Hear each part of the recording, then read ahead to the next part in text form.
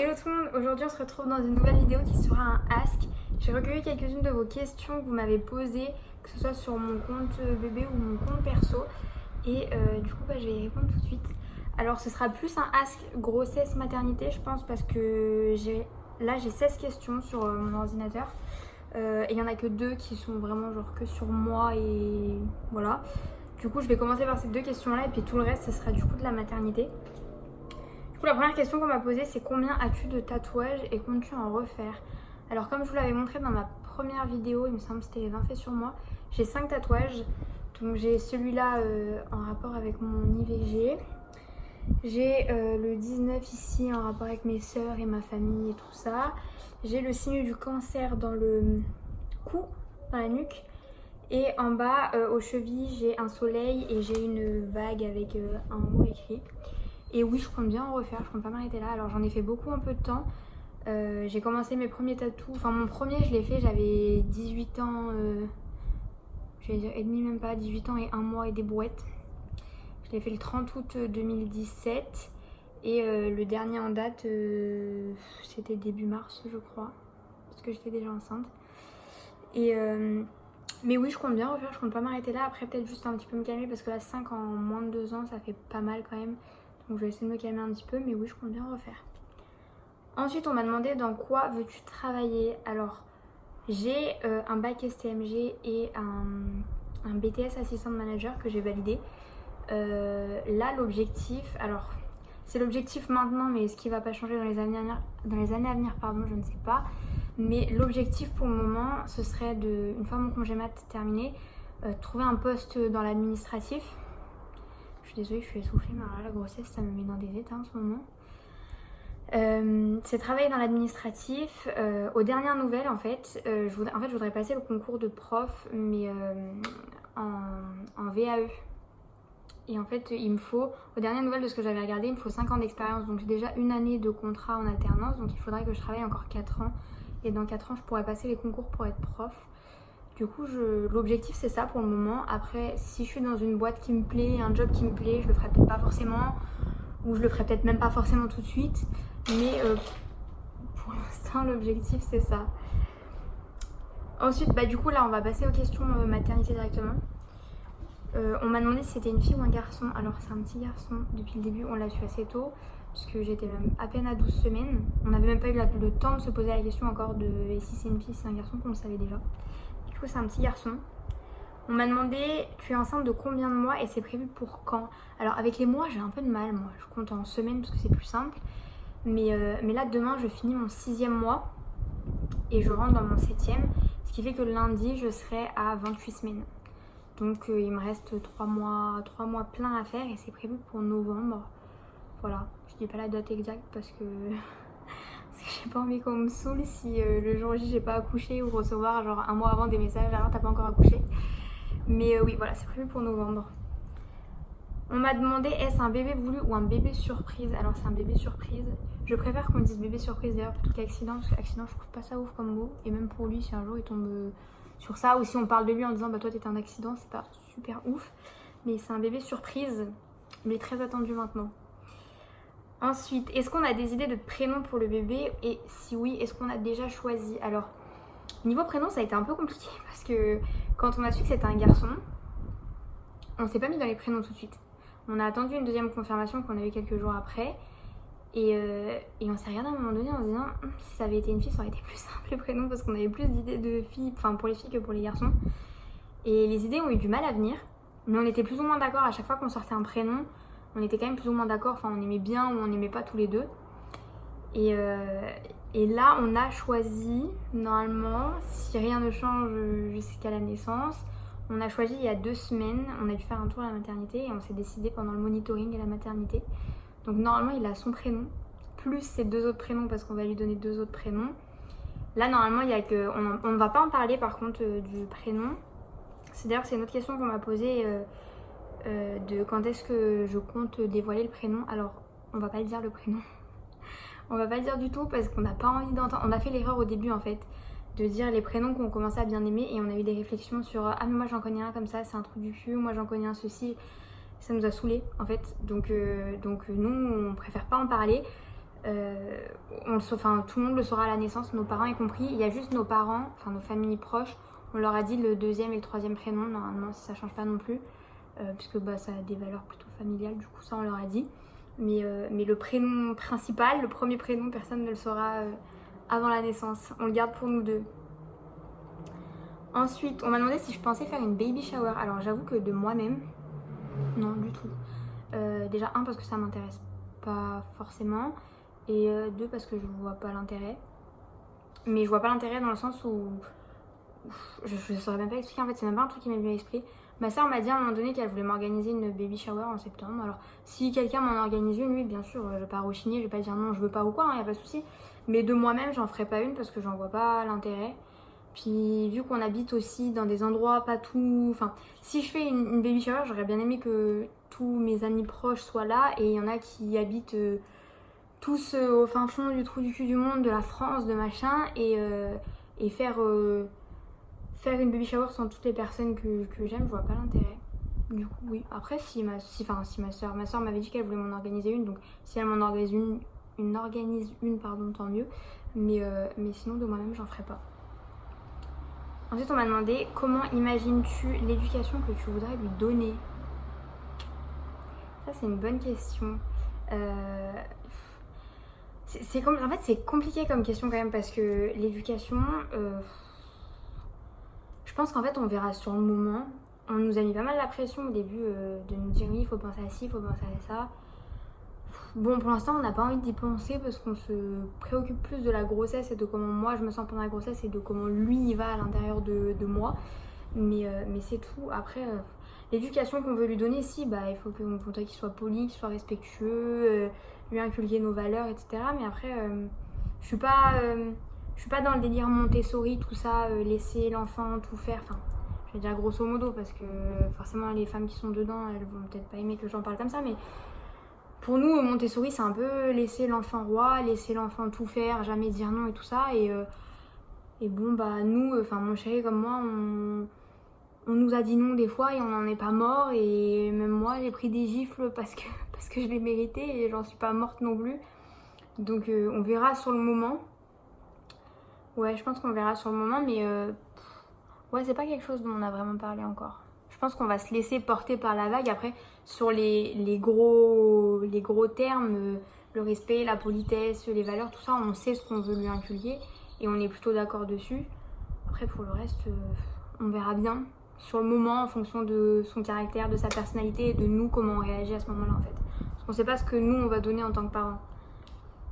Ensuite, est-ce que tu es une future maman écolo ou pas? Alors ça, la question est bonne parce que j'ai beaucoup d'envie, mais pour l'instant je fais pas grand chose.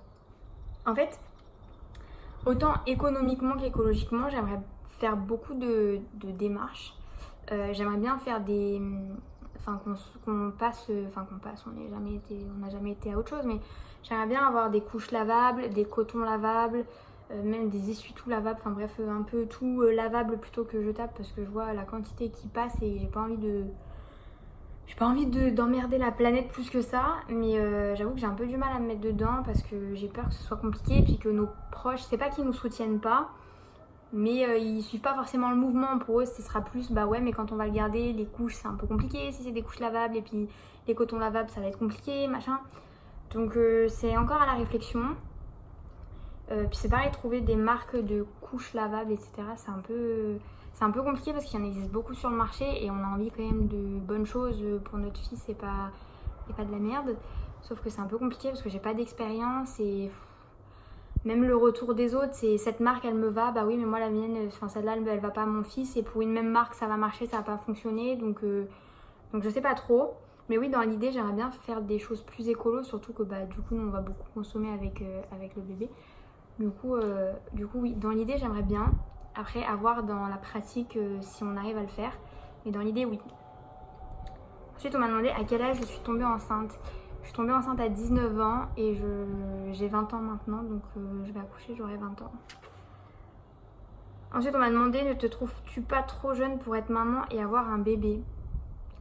Alors, qui es-tu déjà? C'est pas méchant, hein, mais j'ai beaucoup ce genre de réflexion de... pourquoi t'as pas avorté? Et puis de toute façon t'es trop jeune, tu gâches ta jeunesse. Alors chacun déjà profite de sa jeunesse comme il l'entend, parce qu'il y a des gens qui vont profiter de leur jeunesse effectivement en allant coucher à droite à gauche, en étant tous les soirs dans le lit de quelqu'un d'autre, dans les bras de quelqu'un d'autre, en se bourrant la gueule, etc. Et tant mieux pour eux si c'est leur manière de profiter, je veux pas du tout critiquer ça.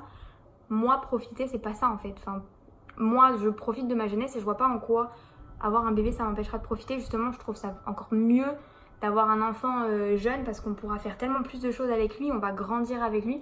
Je trouve ça génial. Et puis, trop jeune, enfin j'ai 20 ans, j'en ai pas 16, j'en ai pas 15. Et quand bien même j'en aurais 16, si j'avais décidé de garder un enfant à 16 ans, bah, c'était mon problème. Mais bon, les gens aiment bien souvent parler pour donner leur avis alors qu'on leur a pas demandé. Mais du coup, moi non, je me trouve pas trop jeune pour être maman et pour avoir un bébé. Et je suis sûre que ça va très bien se passer. Je lui fais confiance, je me fais confiance. Je fais confiance à mon chéri. On va être une très belle famille. Et ça va très bien se passer. Et voilà.